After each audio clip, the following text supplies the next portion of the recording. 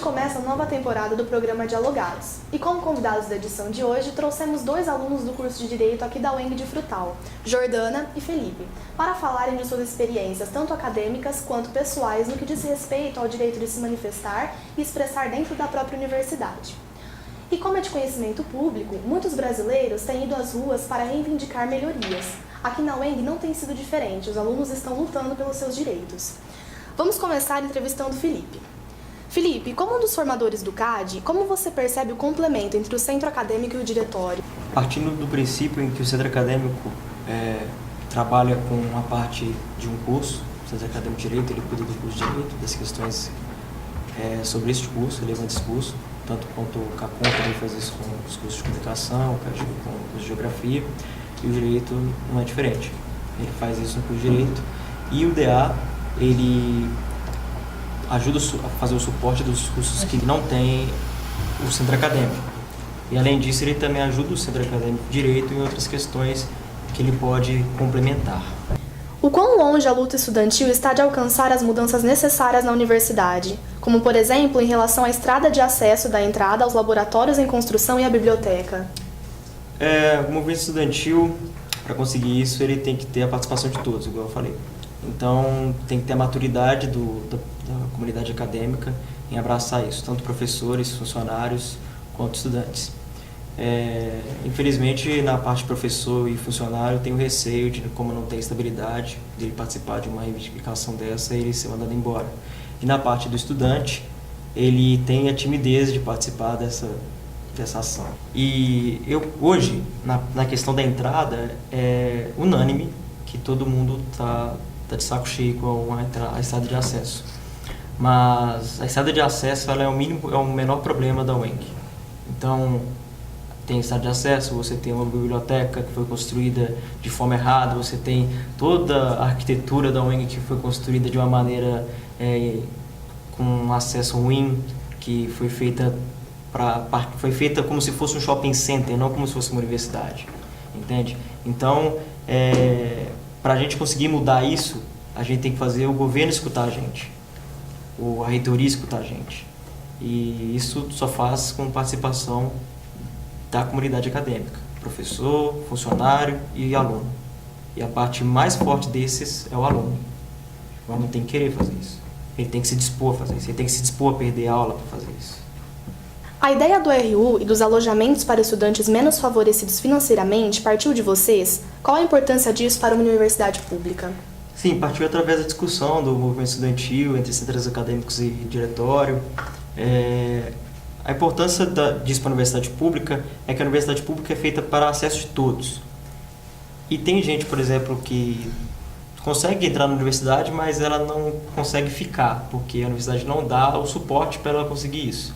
Então, por que o RU é importante? Por causa do preço do RU. O RU vai estar dentro da universidade, a pessoa vai estar aqui dentro da universidade, comer dentro da universidade, com um preço justo para ele, um preço que dá para ele pagar. E o alojamento é a mesma coisa. Todo mundo sabe que o aluguel é caro. Ainda mais quando você não mora em república, que a gente tem aqui. O aluguel é caro, você tem que pagar as contas de luz e água, e internet, essas coisas. Então, o alojamento ele é de suma importância para manter o aluno aqui. Ele se chama por levar a discussão aos estudantes. E eu, hoje, na questão da entrada, é unânime que todo mundo está de saco cheio com a estrada de acesso. Mas a estrada de acesso ela é o menor problema da UENG. Então, tem estrada de acesso, você tem uma biblioteca que foi construída de forma errada, você tem toda a arquitetura da UENG que foi construída de uma maneira com um acesso ruim, que foi feita como se fosse um shopping center, não como se fosse uma universidade, entende? Então, para a gente conseguir mudar isso, a gente tem que fazer o governo escutar a gente, a reitoria escutar a gente. E isso só faz com participação da comunidade acadêmica, professor, funcionário e aluno. E a parte mais forte desses é o aluno. O aluno tem que querer fazer isso. Ele tem que se dispor a fazer isso. Ele tem que se dispor a perder a aula para fazer isso. Então, isso chama de política de permanência estudantil, alojamento RU. Permanência estudantil é o quê? Evitar a evasão do aluno que passa aqui. Fazer com que ele fique aqui, com que ele forme aqui. E a gente conhece que na UENG muita gente vem, fica 6 meses e depois vai embora, porque não tem essa política de permanência estudantil. Tanto na parte de alojamento, quanto na parte de alimentação, quanto na parte de monitoria, bolsas, não tem. Qualquer universidade federal tem a parte de bolsas. Tem a parte de bolsa estudantil, tem parte de monitoria, tem parte de alojamento. E aqui na UENG a gente tem a bolsa apenas para cotistas de programas do SISU, né, no caso. E mesmo assim não é o suficiente, porque não abarca todo mundo. Tem gente que precisa também e não consegue essa bolsa. E eles tentam fazer uma medida paliativa colocando essa bolsa em projetos de extensão ou pesquisa. Então, se o aluno não tiver um projeto de extensão e pesquisa, ele não vai conseguir essa bolsa. Só que aí exprime, né? Deixa o estudante de fora. Por quê? Porque são poucos que conseguem aquela bolsa pelo projeto de pesquisa e extensão. Então, a política de assistência estudantil, da permanência estudantil dentro da universidade, vai muito nesse quesito de dar além. Não pela competência estudantil dele, mas pela necessidade econômica que a família tem de não conseguir mantê-lo fora de casa, porque querendo ou não é uma outra casa fora, né? Então vai por esse lado. Jordana, na sua opinião, o que falta para que o movimento estudantil tome proporções maiores e alcance mudanças significativas? Eu acredito que para o movimento estudantil conseguir uma proporção maior dentro da universidade, talvez seja a maneira de diálogo que os estudantes que estão à frente, que se dispuseram a fazer esse papel mesmo de movimento, esteja mais fácil e aberto para os demais estudantes, e também o interesse contrário dos estudantes de querer buscar, de querer saber como que está a situação, não só buscar o seu diploma ali e se formar ao final, não, mas estar inserido mesmo, buscar melhorias, saber dos problemas, tentar solucionar isso daí. Eu acho que falta um olhar pelo coletivo. Todo mundo pensa muito em si, vou vir aqui, vou ver minhas aulas, não está me atrapalhando, ótimo, mas e as outras? As outras pessoas? Vou pegar meu diploma, vou embora. Sim, vou pegar meu diploma, vou embora, e os demais? Eu acho que o papel da universidade hoje, ela é não só de formar, não ter que formar só profissionais, mas de terminar de formar o cidadão, que é o que estamos pecando. E como as manifestações que ocorreram na unidade influenciaram a mente dos estudantes? Eu não diria influenciar. A palavra, acho que o Felipe concorda comigo, ela tira o papel importantíssimo do movimento estudantil. Ninguém influenciou ninguém a nada. Nós, com trabalho de formiguinha, todo mundo fazendo um pouquinho, conscientizando, mobilizando, mostrando para os demais estudantes qual caminho seguir, as pessoas se interessaram e juntamente, de uma forma organizada, buscaram o que de fato era de direito de todos os estudantes. E o que falta para que a UENG chegue a um nível de universidade pública de maior qualidade e como os alunos podem ajudar para que se consiga chegar lá? Hoje, para o orçamento próprio da UENG e para ela poder deslanchar, é o concurso de professores, porque a partir do concurso de professores a gente consegue estruturar a UENG, a grade em si, do administrativo. Por quê? Porque, querendo ou não, não é só os alunos que precisam de motivos para continuar, de prosseguir na universidade. Tivemos diversos casos de professores que deixaram de dar aulas para a gente porque passou num concurso que dá uma estrutura para ele continuar fazendo o seu serviço, né, o seu trabalho. E a gente precisa disso, de dar essa estrutura para os professores, para eles poderem falar assim, não, lá é um caminho. E a partir disso a gente conseguir o que necessita, né? O orçamento ele é o principal também. O concurso ele é um micro problema dentro de um problema macro, do macro problema. O macro problema é o orçamento que a universidade passa. Na década de 90, se não me engano, teve a Assembleia Legislativa de Minas, ela aprovou que a UENG deveria receber, tanto a UENG como a Unimontes, deveria receber 1% da arrecadação do Estado. E o governador na época, que era o Aécio Neves, ele foi e entrou com o pedido de ação de inconstitucionalidade. e anulou essa decisão. Que ele falou o seguinte, que quem faz isso é o governador. E de fato, é o governador que faz. Mas quando você tem um orçamento próprio da universidade, a universidade tem como ela trabalhar de uma maneira independente do Estado. Ela vai trabalhar com aquilo, você tem 1% da arrecadação do Estado todo ano. É isso que você vai trabalhar. E hoje ela não trabalha assim, ela depende de uma lei orçamentária anual, com cada ano que passa o dinheiro vem menor e acaba que os problemas não são resolvidos, ficam sempre problemas para trás e vão acumulando esses problemas com problemas de outros anos. Então a universidade ela tem que passar, tem que ser vista pelo governo. O governo do Estado tem que ver. Tanto a Assembleia quanto a parte executiva tem que ver esse problema, que é o orçamento próprio. A Universidade do Estado de Minas Gerais e a Unimontes, elas têm que ter orçamento próprio. E o aluno tem que lutar por esse orçamento próprio. Ele tem que cobrar do governo esse orçamento. Quais as mudanças você percebeu após a troca de diretor? Uma mudança que eu percebi foi o diálogo, né? A gente tem um diálogo muito mais aberto com o diretor.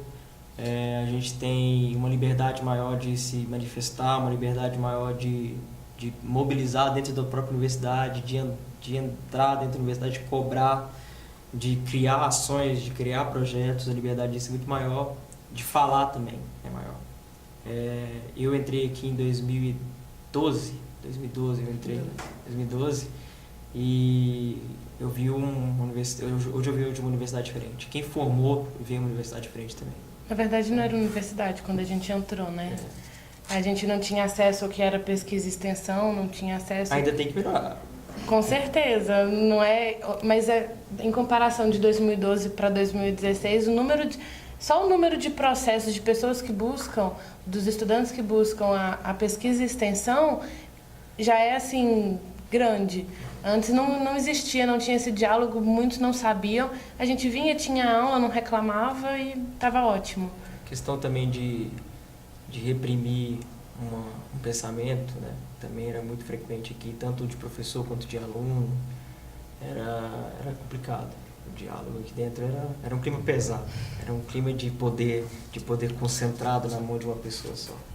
Como a política nacional e os movimentos de cunho popular influenciam os movimentos estudantis e como o Estado tem enxergado a UENG? O movimento estudantil, na verdade, que influencia o movimento de fora. Todas as manifestações sociais que acontecem, a maioria delas, não todas, mas a maioria delas acontece com o movimento estudantil. É ele que debate, é ele que faz as pautas. É o movimento estudantil que ele que começa o debate para a população, ele depois ele que é a base para influenciar. Então quem influencia o movimento de político, o movimento de popular que tem manifestação, é o movimento estudantil que começa com isso. Sobre o Estado vê a universidade hoje com um olho que eu não sei te explicar. Ele não vê a universidade como assim, a gente diz que vestiria, ele é educação. Ele não vê. Ele finge que não vê. Ele coloca aquilo de lado e não é difícil dialogar com o Estado. É como se aqui fosse um lugar distante dos olhos dele. Tanto aqui quanto até Belo Horizonte mesmo, onde que tem a UENG lá e ela é esquecida do Estado. A verdade é essa. O Estado ele não liga para a educação superior no Estado. O governo não liga para a educação de ensino superior em Minas Gerais. Não liga. Isso é fato. Não sei se pode melhorar agora, mas os últimos anos se percebeu isso. Os últimos anos de governo, desde a época do Azeredo até agora, nesses dois primeiros anos do Pimentel, ainda não se viu uma política voltada para a universidade superior. Jordana, como você percebe uma defasagem na falta de atividades que integrem os alunos durante a tarde? É inegável dessa defasagem, mas eu te falo que muito de não ter nada na parte da tarde vai do interesse dos estudantes. Te dou um exemplo recente. Nas primeiras semanas de março, nós realizamos a Semana Calorosa com foco nos calouros, mas que tinha atividades desde o primeiro ano ao último ano, com assuntos distintos, e pouquíssimos alunos apareceram. E foi uma coisa muito legal, que era a primeira vez que estava tendo, que nós expomos todos os movimentos estudantis, todas as organizações dentro, que parte dos alunos, para os próprios alunos, e a gente não teve o foco que a gente gostaria dos estudantes em si. Então, falta o interesse, falta o estudante ter o evento e dele vir. Porque não adianta a gente fazer milhões de coisas na parte da tarde e não vir ninguém. Então, falta muito interesse. Jordana, a falta de matérias optativas para alguns cursos é uma falha da universidade para com os alunos? Você concorda? Eu concordo. Eu acredito sim, é uma falha muito grande da universidade para com os alunos não ter essas matérias optativas. Por quê? Porque a universidade ela se diferencia do colégio nesse quesito. No colégio, a gente tem nossa grade, ela é entregue, você aprende aquelas matérias de duas formas: decora ou aprende para valer. Na universidade, o senso crítico devia ser a primeiro requisito para os estudantes. E como que a gente vê esse senso crítico? Na escolha daquilo que eles gostam, daquilo que eles querem, daquilo que eles sabem. E não tendo essas matérias optativas, fica faltando esse quesito que é muito importante, de escolha do universitário. E continua no sentido de tapar e de querer que tenha um pensamento só. E sendo que a universidade tem que fomentar os diferentes tipos de pensamento, para você se aproximar daquilo que se interessa. Eu falo que a gente vê muito ainda esses restícios de todas essas falhas, não só dentro da universidade, mas da sociedade em si, como resquícios da ditadura, que a gente era obrigado a se omitir, a gente era obrigado a não ver as coisas, e a gente tem que ver que a gente está numa sociedade diferente e que as coisas começam a dar certo a partir da nossa vontade, da nossa busca para elas darem certo. A falha também não é só da universidade. O coordenador de curso, o departamento tem culpa nisso também. Por causa que é eles que mandam o projeto com o projeto de matéria optativa e eletiva. É só a universidade ir lá e aprovar. Mas quem que tem parte é deles. É tudo falta de diálogo. Bom, Jordana, Felipe, muito obrigada pela presença de vocês. E esse foi mais um Dialogado. Se você gostou, deixe seu like e fique ligado no próximo programa. Muito obrigada e até mais.